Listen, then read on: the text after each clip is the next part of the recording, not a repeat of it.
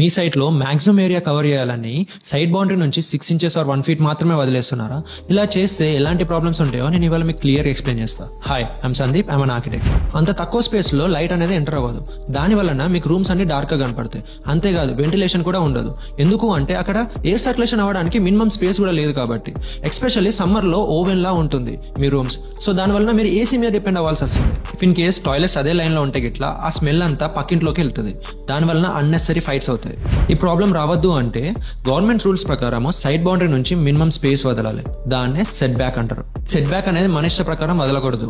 ఎందుకు అంటే ఇండియాలో ఎన్బిసి అంటే national building code or every state కి ఒక జియో ఉంటుంది. లైక్ తెలంగాణకి జియో 168 ఉన్నట్టు దాన్ని ఫాలో అవ్వాలి.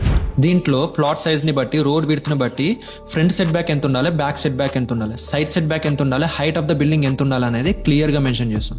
ఈ సెట్ బ్యాక్స్ ఫాలో అవడం వలన డ్రైనేజ్ పైప్ లైన్స్ కానీ, ఫైర్ సేఫ్టీ కానీ, మెయింటెనెన్స్ యాక్సెస్ కానీ ప్రాపర్ గా ఉంటుంది. అలా కాకుండా మీకు నచ్చినట్టు సెట్ బ్యాక్ తీసుకోవడం వలన మీకు పర్మిషన్స్ అనేవి రావు. ఒకవేళ బ్రైబ్ చేసి పర్మిషన్స్ తెచ్చుకున్నా కానీ ఫ్యూచర్ లో పక్కా లీగల్ ఇష్యూస్ వస్తాయి. అంతేకాదు మీకు ఫ్యూచర్ లో రీసేల్ వాల్యూ కూడా ఉండదు.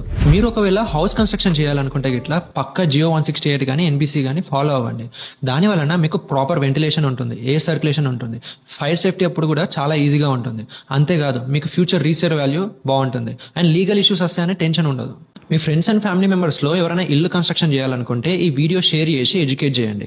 And follow us for more architectural content.